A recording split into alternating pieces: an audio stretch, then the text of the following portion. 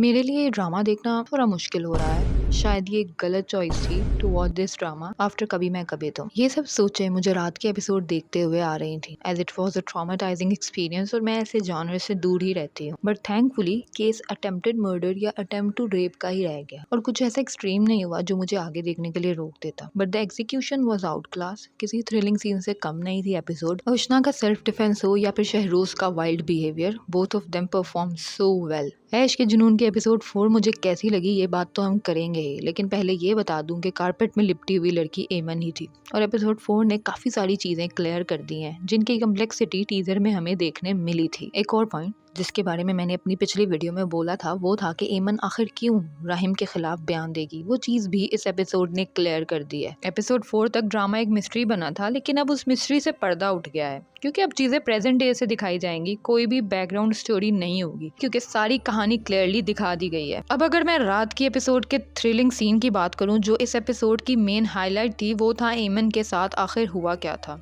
जब episode start हुई तो वहाँ पे राहिम की साइड से एमन को एक प्रॉमिस किया गया कि उसे जॉब छोड़ने की जरूरत नहीं है क्योंकि जो इंसान उसे परेशान कर रहा है वो उसका इंतजाम कर देगा। और इस छोटी सी चीज को आई गेस राहिम ने अपनी एंगेजमेंट के टाइम भी याद रखा और एमन का नाम एंगेजमेंट के स्टाफ में ऐड नहीं किया एज ही नोज के शहरोज की प्रेजेंस वहाँ पे एमन को परेशान कर सकती थी। तो यहाँ पे इस छोटी डिटेल का भी ख्याल रखा गया है। लेकिन राहिम ने एक ऐसी गलती कर दी जिसकी वजह से शहरोज तो काफी हद तक बच जाएगा मगर राहिम की लाइफ बुरी तरह अफेक्ट होगी। वो गलती हम आगे डिस्कस करेंगे, पर अभी हम एपिसोड 4 को सीक्वेंस वाइज लेकर चलते हैं। मेरे माइंड में यही सोच आ रही थी कि एमन स्टाफ में ऐड नहीं हुई तो एंगेजमेंट के लिए वहाँ कैसे जाएगी। एज हमने प्रोमो देख लिया था तो यहाँ से ऑडियंस हुक हो गई थी और जब एक स्टाफ मेंबर फेंट हुई तब एमन उसकी जगह पॉइंट की गई। The best thing is that कि हम देखने वालों को जो चीज हैरान कर देगी वही चीज को यूज करके मेकर्स ने हमें एक्साइट किया है। सो ये थॉट ये ड्रामा को ब्लॉकबस्टर बना देती है जब व्यूवर्स बेसब्री से आगे के एपिसोड का वेट करते हैं। अब सीधा जंप करते हैं राहिम की एंगेजमेंट पे। ये क्लिप दिखाने का मकसद यही था कि एमन की राय राहिम को लेकर यही है कि वो काइंड है, डाउन टू अर्थ है, हेल्पिंग नेचर रखने वाला इंसान है और राहिम ने पिछले सब दिनों में एमन के साथ एक अच्छा ट्रीटमेंट भी रखा है। लेकिन जब शहरोज ने अटैक किया तो एमन की राय राहिम के लिए बदल गई। तो ऐसी क्या गलती हुई राहिम से कि वो एमन जो राहिम को एक अच्छा इंसान मान रही थी वो उसके खिलाफ हो गई।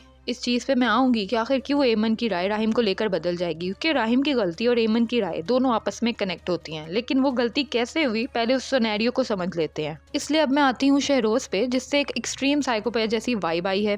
जब तक वो ड्रंक नहीं था तब तक वो एमन के सामने नहीं आ रहा था। तो यहाँ उसके अंदर का शैतान ड्रंकन होने के बाद बाहर आया और उसने बहुत ही बेरहमी से एमन को ट्रीट किया और फाइनली उसका एग्रेशन इतना बढ़ गया कि उसने एमन पर हाथ उठाया जिससे एमन को गहरी चोट लग गई। और बस यहाँ से शहरोज साहब इतने भोले बन गए कि मुंह से बोल तक नहीं पा रहे थे। एंड टू बी ऑनेस्ट मुझे इस कैरेक्टर से तभी नफरत हो गई थी। अब बात करूँ राहिम के लिए एमन की राय क्यों बदल जाएगी और राहिम ने क्या गलत स्टेप लिया जिसकी वजह से वो बुरी तरह फंस जाएगा। तो राहिम ने ग्लास विंडो से अपने रूम का एक ग्लिम्स देखा और उस पर वो शहरोज को ढूंढता हुआ वहाँ आया और वहाँ का मंजर उसके लिए बहुत शॉकिंग था। उसका रिएक्शन एमन की कंडीशन देखकर ऑन पॉइंट था। उसे अपने भाई पे गुस्सा भी दिखाया, इंसानियत भी दिखाई एमन के लिए। लेकिन जब एमन को थोड़ा होश आया तब तक राहिम को शहरोज कन्विंस कर चुका था कि वो एमन के एक्सीडेंट की बात को किसी को पता चलने ना दे। और ये चीज एमन की मेमोरी में स्टोर हो गई कि राहिम अली नवाज जो कि सब जानते हुए भी सच का साथ नहीं दे रहा और सीसीटीवी बंद करवा रहा है, वो इधर उधर फिरकर टाइम वेस्ट कर रहा है। एक जख्मी इंसान की हेल्प करने के बजाय वो सोल्यूशन ढूंढ रहा है कि शहरोज को कैसे बचाया जाए। यहाँ एमन की राय राहिम को लेकर बदल जाएगी क्योंकि गुनाह करने वाले से बड़ा गुनहगार वो होता है जो गुनाह को छुपाए। और यही एक मिस्ट्री थी जो मेरे सामने क्रिस्टल क्लियर हो गई। अब कोई खास मिस्ट्री बाकी नहीं रही। अब जो गलती हुई है उसका तूफान आएगा जिसकी लपेट में सब कैसे आते हैं वो देखना काफी इंटरेस्टिंग होगा। अब मैं राहिम से रिलेटेड कुछ कहूंगी तो मुझे पर्सनली बहुत अफसोस हुआ था ये देखकर कि शहरोज की हर बात को वो हंसकर समझाता था, उस पर सख्ती सही तरीके से नहीं की गई। अब भी आगे अगर वो इल्जाम में फंसता है तो एमन को ब्लेम करना कि वो उसे नहीं छोड़ेगा, तबाह कर देगा, तो ये सब चीजें आई गेस उसे नहीं करनी चाहिए क्योंकि वो उतना ही गुनाह में शामिल हो गया है जितना शहरोज और उसके दोस्त। अपनी मोम को बुलाने का काम वो एमन को कार में बिठाकर भी कर सकता था। लिटरली यहाँ पे एमन को ऐसे छोड़ा गया है जैसे वो तो कोई सुपर पावर लेकर आई है और कुछ भी हो उसकी जान नहीं जाएगी। गलती पे गलती हो गई और शहरोज के हाथों मैनिपुलेट होने के बाद अब राहिम को ही आगे बातें सुनने मिलेंगी कि अगर शहरोज को वो जेल जाने बोलेगा तो वो उसमें राहिम को भी ड्रैग करेगा। अगर मुझे कुछ हुआ ना तो बचेगा कोई भी नहीं।